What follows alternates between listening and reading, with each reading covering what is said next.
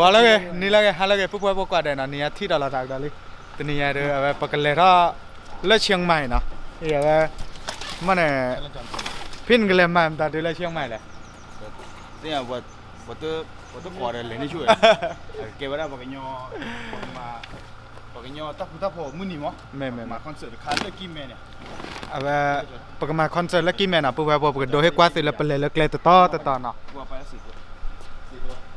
พอแล้วกันวัวไป4 ตัวแล้วของมึงเอาไปตัวเดียวไอชาติไปก่อนหรือยังไม่รู้อะไรเอาไว้จอเลยไม่สิ่งแบบว่ากอดเนี่ยเลยกอดสิ่งอย่างนั้นเลยดิเว้ยเนี่ยนะมือเบสนะเลยมือกีตาร์แหละว่าขับที่มีอะไรปาราพูดไหนฟลอนนี่ปะเสียตรงนี้เฮ้ยข้ามามันบางลาดมันซีเรียสเลลี่ปักแวนเต้นบ้าวะเสียมือเฟิร์นเลยหรอเลลี่แล้วคืนนั้นพี่หมีมาไหมคืนนั้นพี่หมีมาตอนแรกโกรธกว่านี้เลยนี่แล้วคืนนั้นพี่หมีมาดึกอ่ะพี่หมีเนี่ยเด้อแต่กวยเต้นยังวะพี่น้องเต้นยังวะมาเลยไปแล้วเนาะเลยว่าเนาะมาเลยเตะใช่ไหมจะเลิกไปไม่เตะไม่ใช่เบอร์ลันเดน่ะไม่ชอบเบอร์ลันปัดกวยนะแกไม่ใช่แฮมอ่ะแฮนี่ชุดล่ะเลยจอกกวยอ่ะหนูกว่าเนี่ยทำหน่อเพื่อสับพินาเดี๋ยวเลิกกวยแล้วอ่ะเลิกเคยไปกินแมนได้พอตาโอ้ยชั่วโมงเลิกอูบัวปีจ่าลูกค้ามื้อนั้นปานมันเดินมื้อใหญ่แต่มันเดินบ้านนะเดี๋ยวพูดเอาว่าบิบุยาเด้นะก็เลยมาเลยตอนนั้นมามุลุกิก็ใครตื่นแล้วไหลพี่ตื่นท่านี้ตื่นแล้วลำแฟกเลยลำพูนหมดเลยบุยให้มันน้ำร้อนให้ตื่นแต่ไม่พอเดี๋ยวยี่ชั่วโมงเนี่ยที่เราก็ต้องเก็บไว้ได้แต่ชีคุยกิโลมั้งเนาะชีคุยกิโลเนี่ยแต่ชีแต่มันนี่เลยชีคุยชี3กิโลอ่ะเอาไว้แต่ชีคุยแต่ชีคุยกิโลละนะ19เลยบอกความหาได้ชิลเลยพี่เมย์บอกว่าอะไร Let's go ว่าเติร์ไว้ละนะพี่เมย์เติร์ไว้ละเว้ยกี่เมย์เติร์ก็เสียงก็แบบมาเติร์ดีไปว่าเนี่ยเด้อที่ชาเลยมือลีเนาะลำปาง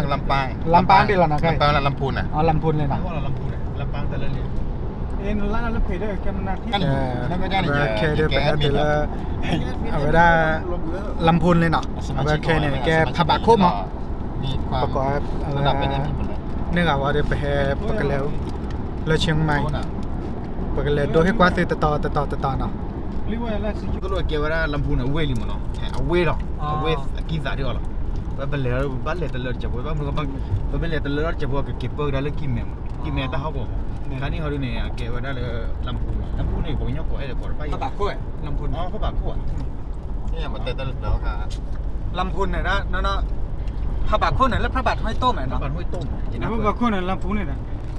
อันเกี่ยวกับก้อนเลยลำพูนเลกปูนเลกปานเลยเฮลำพูนลำปางนะ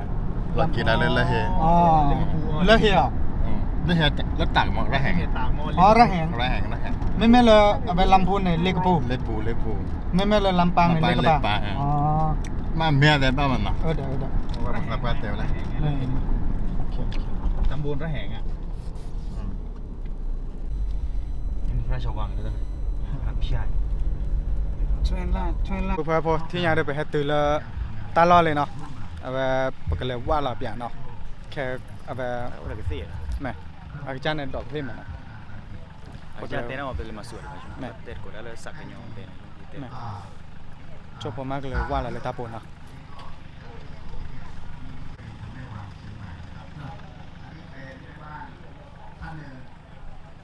เย็นเหมือนกันนะนั่นแหละตะคลีว่ะเริ่มมือหนักกว่าตะคลีตีหน่อยวะเราใช่อ่ะใช่ก็นี่มือเบสเป็นครับผมชื่อเอครับสุดยอดอันนี้ดูอยู่ครับผมพี่หมีมือโซโล่นะเนี่ยพี่หมีธรรมดานะครับผมจะมาเนาะพี่สางเนาะเจ้าสางบอกครับผมครับนี่เดี๋ยวที่เราตัดเล่นหน่อยไม่หน่อยเมตัวก็จะเนาะหูเนาะเยี่ยม ดีใจที่มาหากัน ครั เนาะ บผมครับผม รู้ว่างานนี้มาด้วยใจ ครับ เนาะแต่อย่างอื่นไม่มีหรอก แต่ว่าใจนี่ต้อนรับ ครับผม สุดๆแน่นอน เดี๋ยวเย็นนี้เราจะฟังเพลงของวงฮุกันนะฟังฮุกันนะตอนเย็นเดี๋ยวเจอกันนะโอเคเดี๋ยวพี่เข้าไปนั่งเลยเข้าไปอะไรต่างๆได้ ฮะ บ้านชัวร์ จะอะไรกับที่มีแล้วเนี่ย ตลอดอะไรนะตลอดฉี่นะคือเวทีเขาจะสร้างความบันเทิงให้กับเรานิดหน่อย กระเตะพวกเราแค่ก็เอาไว้คาวบอยก็ เพื่อ เอาไว้โชว์คาวบอยมานะกระเตะแล้วเนี่ย โอ้มันอร่อยจริงๆนะนี่นี่แล้วของพี่ชายผมนี่เมื่อไหร่จะมาถึงมาจากแม่กะเตียงนะนะครับ พวกเราเล่นเนาะพอเอาไว้ตากระเปาะ Sako popo chodo batu ne. แม่พอชอดกระบะเนาะ Chodo batu. แม่ให้ก่อนเลย ใจขึ้นเลย ทำแมโม นี่ก็เป็นม้า แล้ว นะค ก็ รับ แค่เอาไว้ตากระเปาะเลิกกี่แม่เนาะพวกเราก็ และคนขี่ม้านี่ก็เก่งแล้วนะครับนะระดับมือต้นๆของเชียงใหม่เลยนะครับนะแล้วเอาระดับโปรมาดูแลในระดับประเทศเลยอันนี้จริงๆนะผมไม่ได้โม้นะครับไม่ใช่ผมไม่ได้โม้จริงๆนะอันนี้ม้านี่แต่ตัวนี้ยังฝึกหัดแต่ว่าคนขี่เก่งไม่ ออกแบบแม่ ไม่ได้กลัวอะไรนะครับตัวข้างหน้าตัวใหญ่นี่ชื่อว่าเดซี่ มือก็พอ ลูกสาว ตากระ เป็นค เปาะ น นะ แต่งชื่อ ถ้ากันพอเอาไว้แข่งอ่ะ Nenyo. Mẹ. Kekan. แข่งขัน ตัว เนาะ ข้างหลัง น้องที่ไปแล้ว ชื่อว่าโรซี่ก็แต่งให้ ฮะ เดซี่ อ๋อน้องเต่า สี่ต้นนะครับนะ น้องป้าบอกว่าพี่น้อง อัน เต่า นี้กำลังออกงาน นวัดรอเนอะ อะไรนะ น้องเต่า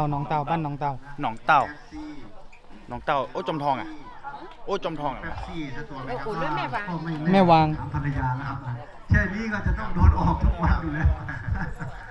ดีครับเนาะ แค่ว่าวัตถุ อัน ดิบ นี้ แล้ว พี่เอนี่เขาชอบมานะครับชอบมา ตะไคร่แกมตัวละ เขาเป็นเอฟซีของพี่ฮันนี่ด้วย Ina ismat ko. ก็ดูทุก อ๋อ วัน มักแขวน ดูเลยนักหนาโอ้โห น้ำมูกเอาตะไคร่ เนี่ย ตะไคร่บ้านเนาะ มาแล้วครับ บ้านพวกเราบอกตะไคร่ตะกระเปาะเอาไว้ตะเปาะตะนะ No choda ga yila.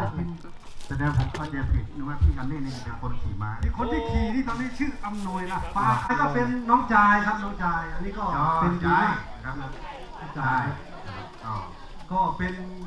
คนที่ขี่ม้าได้ค่อนข้างจะดีทั้งสองท่านเลยครับ แล้วก็เดี๋ยวสักพักหนึ่งเนี่ยเราจะได้รับสัญญาณจาก นะครับ สห แต่ มา ว่างานของคาร์บอย เป็นอย่างนั้นนะครับ คาร์บอยนี่ถือปืนได้นะครับ ตำรวจกำลังมา ตำรวจ วันนี้ก็ วันนี้ไม่ได้เอาม้าขาวมานะครับนะเอามาแต่ม้าสีนี้นะครับนะ มันนั่นแหละพี่ เดี๋ยวน้องมดกับพี่ฮันนี่อยากจะขี่นะ ถ้าเขาขี่ก็ปล่อยแบบนี้แหละบันเทิงแน่ครับบันเทิงแน่ Ta nu yam. ไม่ได้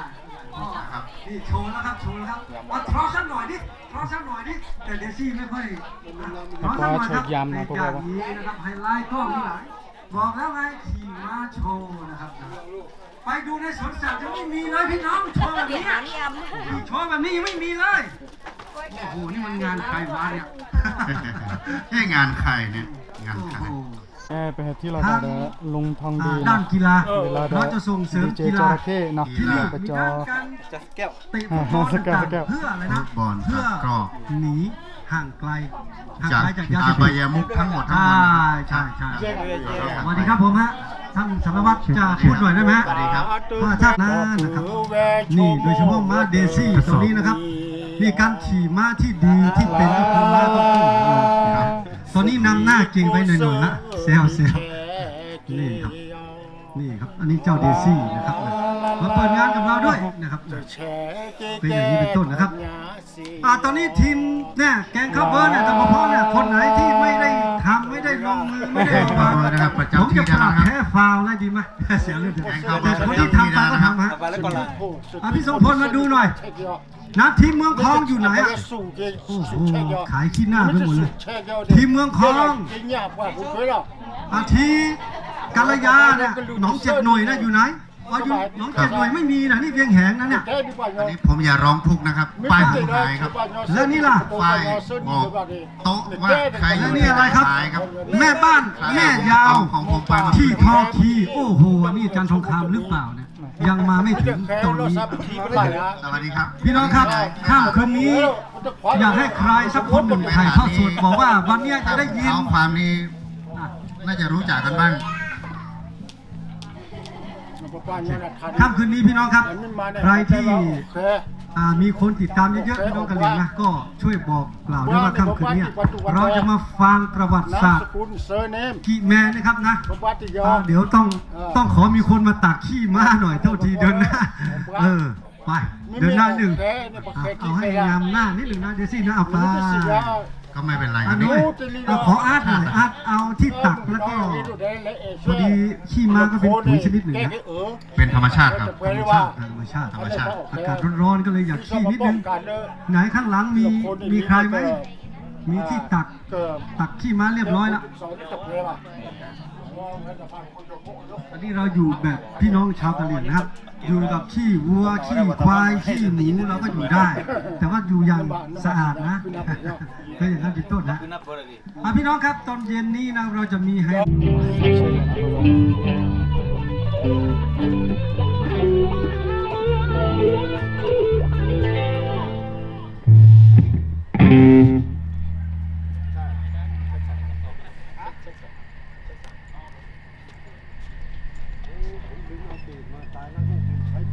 ได้พี่ได้พี่เป็นมี2ตัวแบบเอามามีสีสายด้วยอ่ะเปิดเพลงแค่2เพลงเท่านั้นไม่ดังอ่ะครับเป็นดีไอนะดีไอโอเค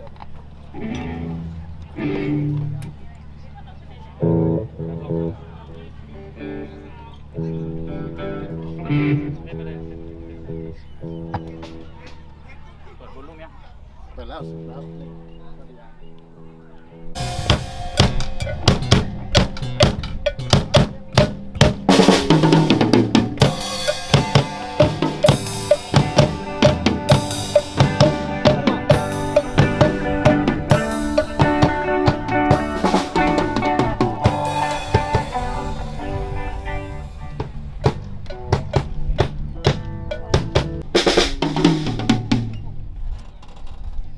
ทดสอบแทนมือกลองสักเพลงก่อนเอาสามชาติสักเพลง ชาติมาถึงไหนแล้ว มั่ว อ่ะชาติมาถึงไหนแล้ว9 กิโลที่9 กิโล สามชาติ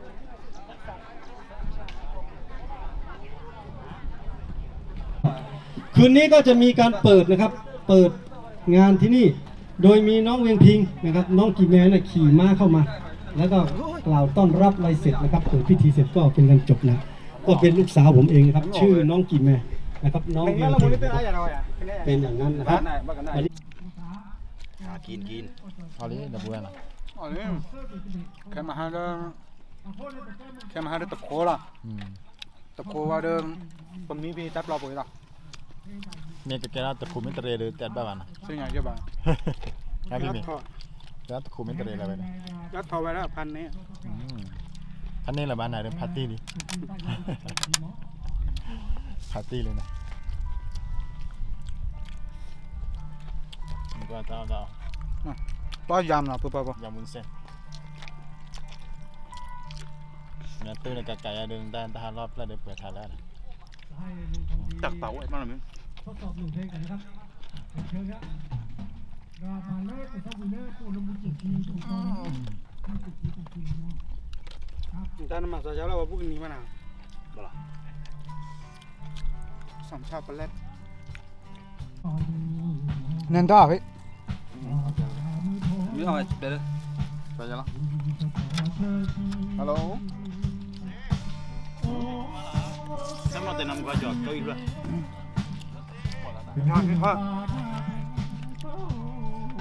ไม่ตีน่ะถ้ากับเยาวชนนะทำไมล่ะเยาวชนเลยแต่ว่าแกน้ำเซล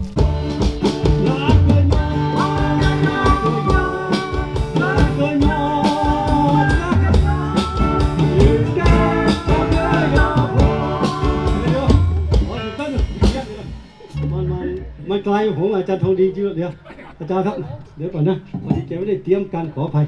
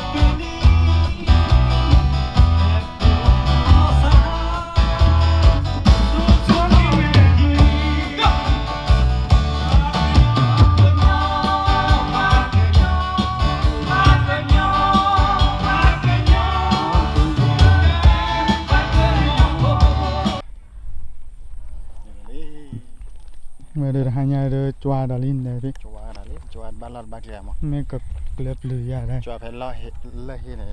เกดอ่ะ เกลียด จัวแล้วไม่กินแม่ดิ ở đây ở đây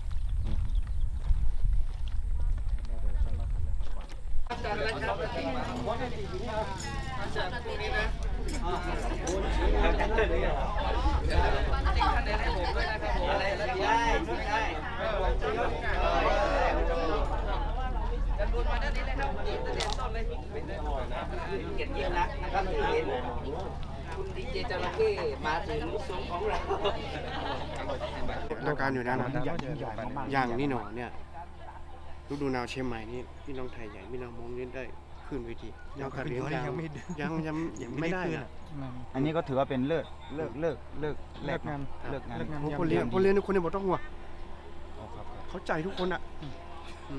นี่ก็ได้500บอกไว้ก็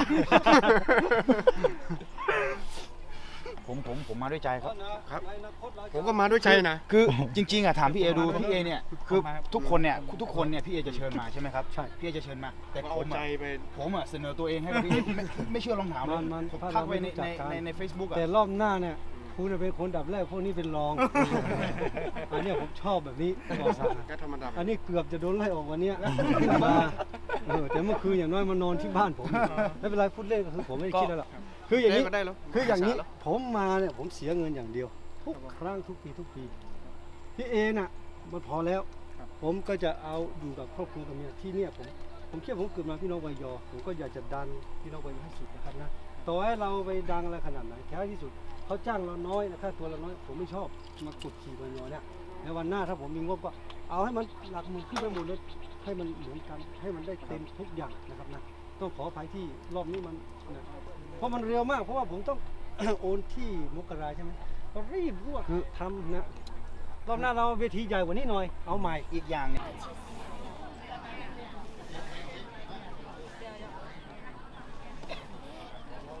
มาโชว์ได้พวกนี้เขา แต่โชว์ได้พี่บอกก็3เพลงไง ผมไม่เอา เอาเพลงไหนเนี่ยก็ต้องก็ไปคิดกันเองแล้วเนี่ย เทคเสียงซะหน่อยได้กว่า เพื่อนผมว่าคนยองใช่ไหมครับหรือว่าคนพี่น้องอื่นเราจะอยู่ร่วมกันยังไงในฐานะเราเป็นเผ่าพันธุ์หนึ่งของเมืองนี้นะครับ ซึ่งคำท้าได้ไหมว่าประตาโซเตะเนี่ยโอเดียเราไปมาดูกันหน่อยทีนี้อันนี้ก็เป็นโจทย์เนาะที่ผมคิดว่าเรามาใช้พื้นที่ตรงนี้เนี่ยผมคิดว่ามันจะเป็นพื้นที่กลางที่เราจะมารักษานะครับผมสายใย5 ข้อเนี่ยให้มันคงอยู่ที่นี่จะเป็นพื้นที่ในการเรียนรู้ผมคิดว่าอนาคตอาจจะไม่ใช่เฉพาะพี่น้องประโยชน์เนี่ยเราเริ่มต้นจากพี่น้องกระเหรี่ยงก่อนทีนี้เนี่ยผมอยากพามองไปถึงอนาคตที่ร่วมในการ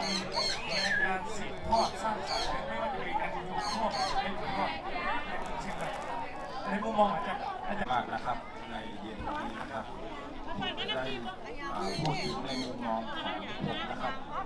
ว่าการที่เรามาอยู่ในเชียงใหม่นะครับผมก็เป็นกะเหรี่ยงที่มาจากดอยอินทนนท์นะครับ แล้วพอผมมาอยู่เชียงใหม่เนี่ยนะครับสอดคล้องกับจุดประสงค์ของคืนนี้ที่เรามารวมตัวกันณสถานที่แห่งนี้นะครับแท้ที่จริงแล้วนี่คือการจุดประกายซึ่ง อาจารย์ชิอันนี้แค่เท่าไหร่นะต่อไปพื้นที่กลางตอนนี้มันถึงโน่นนะครับพี่น้องครับแต่ว่าเราใช้แค่นี้นะครับ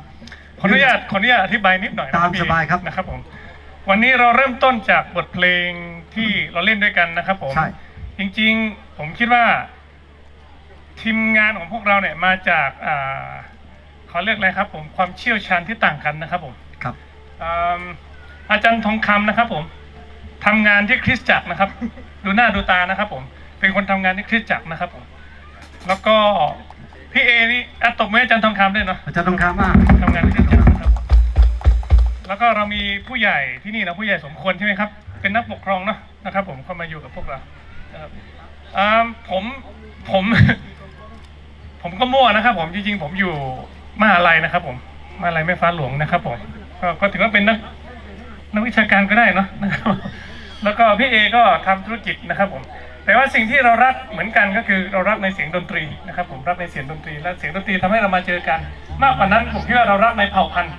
ใช่ครับ เรารักในเผ่าพันธุ์แล้วเราคิดว่าเหมือนที่อาจารย์สมคิดพูดเมื่อกี้ครับ ใช่ครับ โดยเฉพาะเผ่าพันธุ์ของเราเป็นคนเชียงใหม่ผมคิดว่าเราผูกพันกับความเป็นเชียงใหม่ ใช่ครับ ไม่ว่าจะเป็นคนโยคนยองคนยางเนี่ยผมคิดว่าเราอยู่ด้วยกันนะครับผมแล้วผมคิดว่าถ้าเรามีพื้นที่กลางตรงนี้สักที่หนึ่งรุ่นของเรานี่คือการสร้างประวัติศาสตร์ร่วมกันนะครับผมสร้าง ครับแป๊บหนึ่งนะครับเอาไปแล้วของผม เพลงนี้นะครับผมเราเขียนด้วยกันประมาณใช้เวลาสัก2 นาทีนะครับผม โอ้ ใช้เวลา2 นาที ขอไม้แล้วก็ขอ ชื่อว่ากัญยอกี่เมนะครับผมเพราะฉะนั้นเราอยากมาสร้างพื้นที่กี่เมร่วมกันนะครับผมช่วงร้องรับ สามชาติ ร้องคำว่า ด้วย ว่ากัญยอนะครับผมถ้าถึงเวลาเราร้องด้วยกันได้ครับแต่ว่าตอนท้ายมาอยู่4 ท่อนแรกผมว่าปะเกะปะกัญยอโพนะครับท่อนที่2ว่าปะเกะโพจอโพโพจอโพหมายความว่าพื้นที่ตรงนี้เราอยากให้มารวมกันทั้งโพทั้งจอนะครับอยู่ร่วมกันท่อนที่3บอกว่าสู่ลอสเกาะว่าเคยโ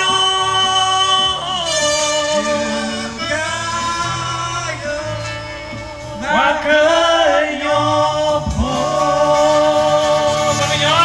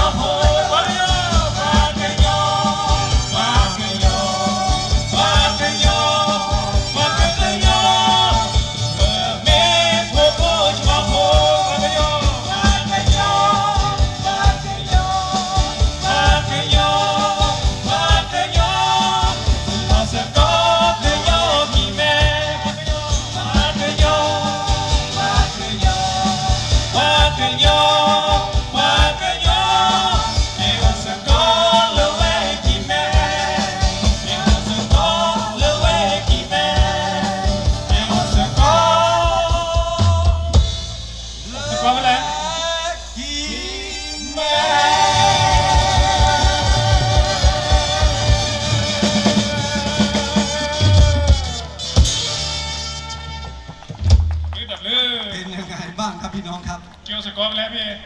คือเวกิเมน้องฮะ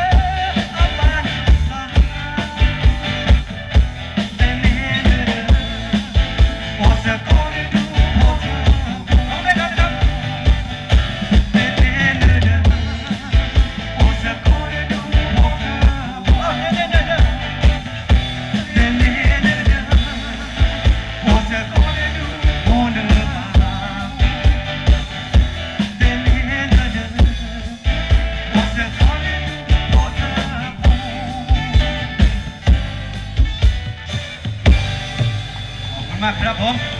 ระดับต่อไปเราจะมอบโอกาสนี้ให้กับศักดิ์ยอแบนครับแล้วแต่จะจัดเรียงเลยนะครับต่อไปก็จะเป็นความบันเทิงนะครับเราเรียนเชิญครับท่านแรกไม่รู้ใครนะครับเรียนเชิญเลยครับวงแรกนะครับเราจะให้เกียรติพี่ใหญ่ของเรานะครับซึ่งเขาเป็นตำนานนะฮะตำนานของพี่น้องปากยอนะฮะและก็เป็นจุดเริ่มต้นของดนตรีพื้นบ้านนะฮะวงแรกนะครับขอเชิญพบกับลุงทองดีนะครับขอเสียงดังๆนะครับผมอยากได้ยินเสียงครับถ้าอยากได้ยินขอเสียงดังๆทีหนึ่งครับผมขอเชิญวงของลุงทองดีนะครับครับผม เอาขึ้นมานั่งเหยียบกลองหน่อย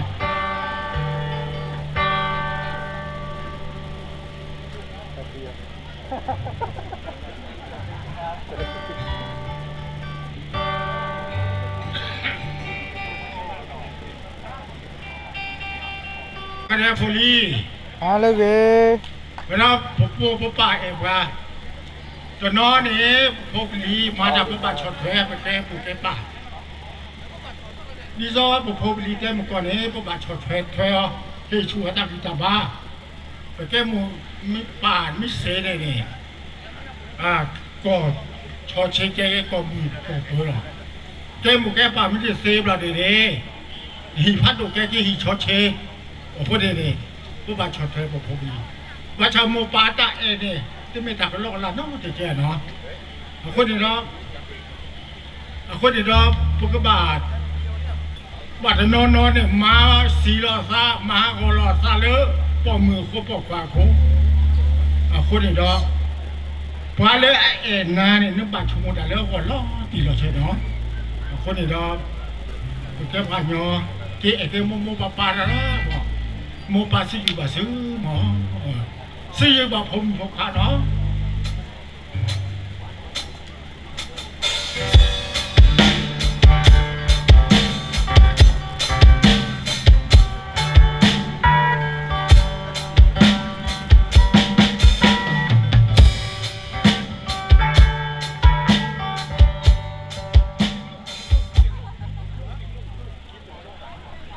แม่รักลูกแค่ไหน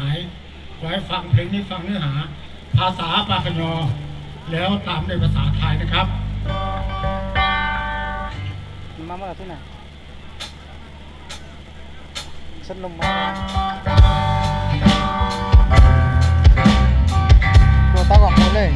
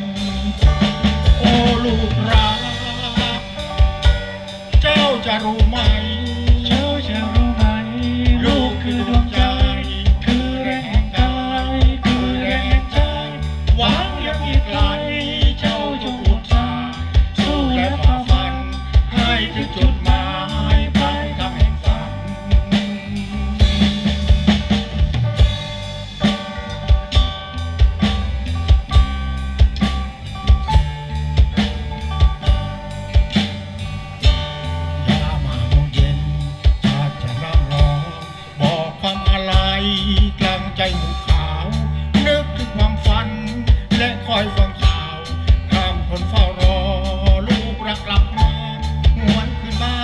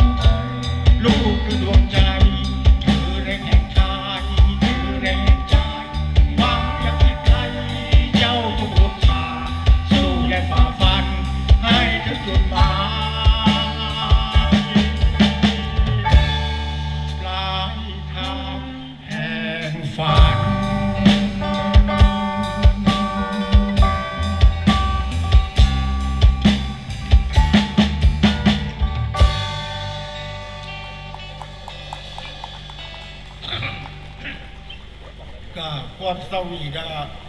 ทราบว่าเรามาสดีหรอคนแก่ๆเนาะร้องเพลงบางครั้งก็เสียงก็ไม่ค่อยจะได้กันครับว่ายอมาจากไหนครับนักอิริวดี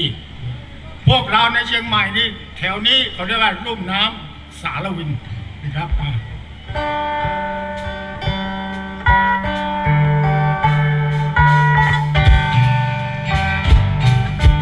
ตาเกิดข้าก็เจอเธอสีตามาตาหน้าโลเกิดเธอยอมาชาวบ้าน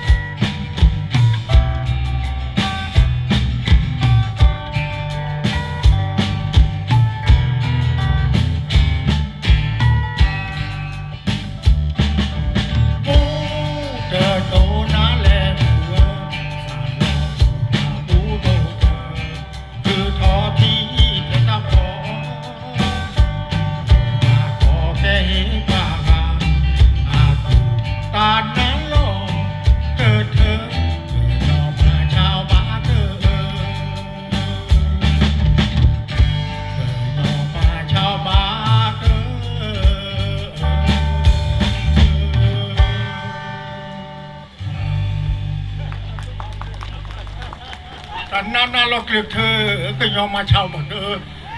ขายผักกาดแห้ผมพอไปรีมิตรสิงหามาตันและตะกาว่ามาบิชิได้ปะเนาะก็เจอเธอในนึกมาเช่าเก็บบักรอสุสาสืบว่าก็จะเธอพันยอแล้วก็ยอเริ่มปกก่อนแล้วก็เคยได้ยกก่อนสืบว่ามาสกุลเนาะแปลภาษาผ่านแล้วก็ชดช่วยนะและเลือดทีเกก่อนกันแล้วต่อทอแล้วปัดดูว่าแปลพวกกูนี่หลอกขี้ไปแก้หมูแก้ป่าเนี่ยพวกกูจะซื้อหลอกขี้บอกไปเนี่ย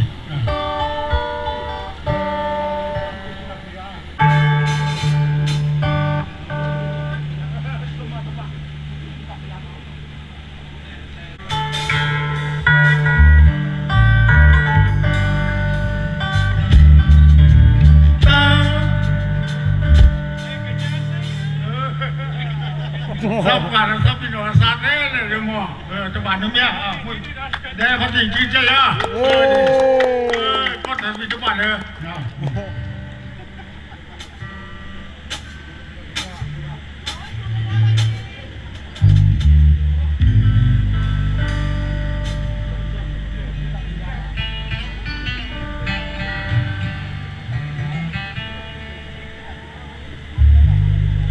จิกจระเข้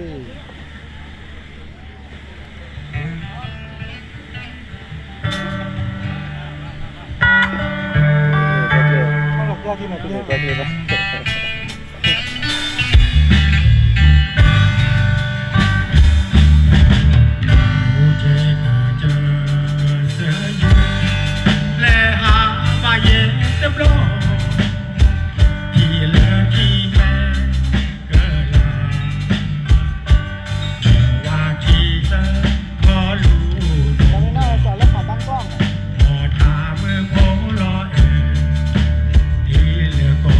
ล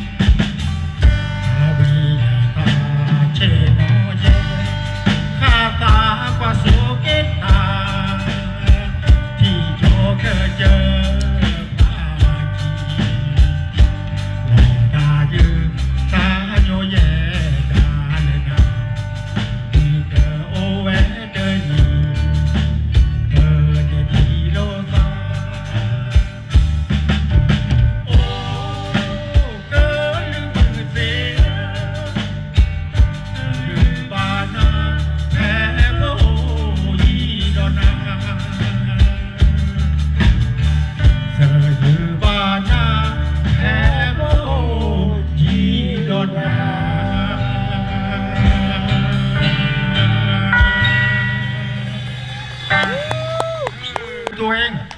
นะครับไปเต้นอยู่ในร้านอาหารกลางวันกลางคืนนะครับเดี๋ยวเสร็จอีกหนึ่งเพลงนะเราจะประกาศนะรางวัลแข่งขันเข้าเบอร์นะครับพี่น้องครับโอ้พี่น้องครับอย่าเพิ่งไปไหนครับปีเตอร์อมก๋อยนะครับนะซักกยอแบนจุ๊บชูแล้วก็อาภรณ์รับรองด้านหน้ารับรองความมันครับแล้วก็วงไดมอนด์นะครับพี่น้องต่อครับนะเดี๋ยวเราจะประกาศนะครับรางวัลนะครับให้พี่ตั้งพ่อแม่พี่น้องครับเราจะมีความสุขแล้ว3 ชาติของพ่อโพเชิญครับ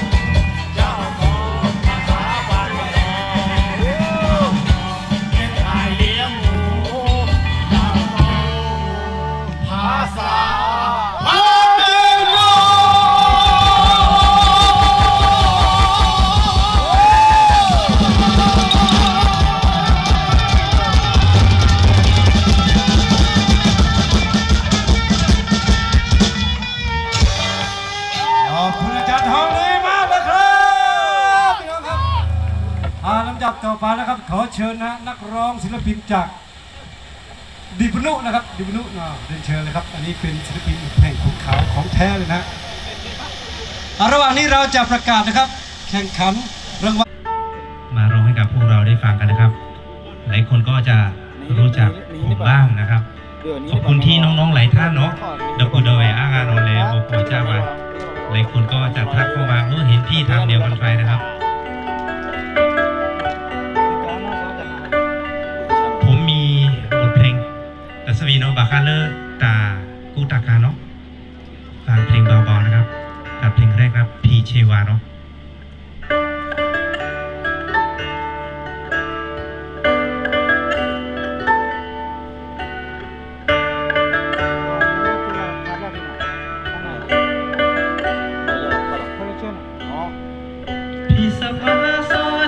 ว่าคาชิโน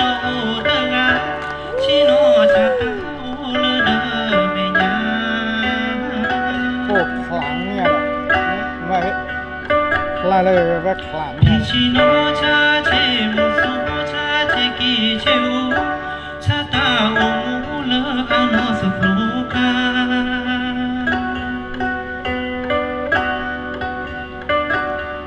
โลอาซา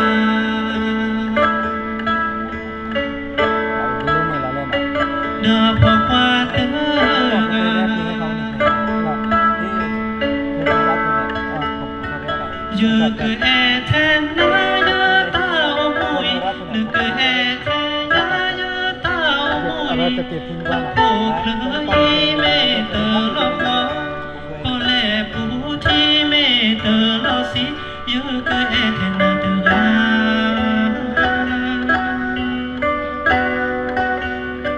que eterna de ga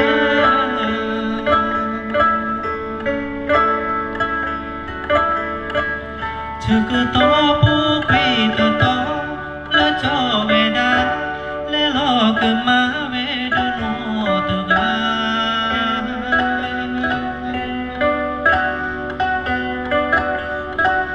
lo cứ má ba má ghê ta chỉ hoa bị lo so thọ chỉ su cái đồ mù ba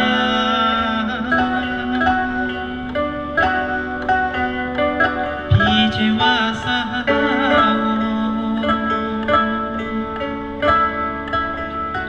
cho nó sát to ba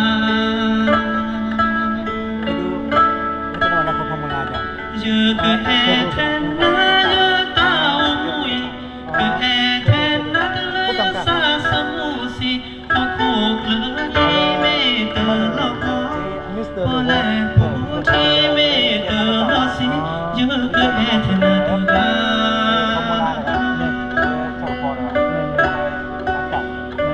cứ e then na tơ ga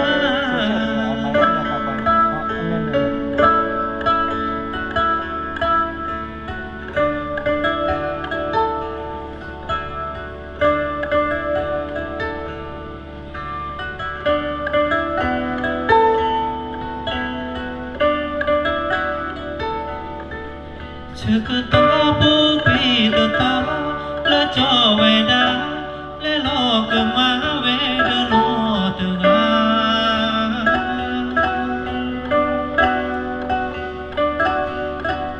lo cứ má ba má ghê ta chỉ hoa bị lo so thọ chỉ su cái đồ mù ba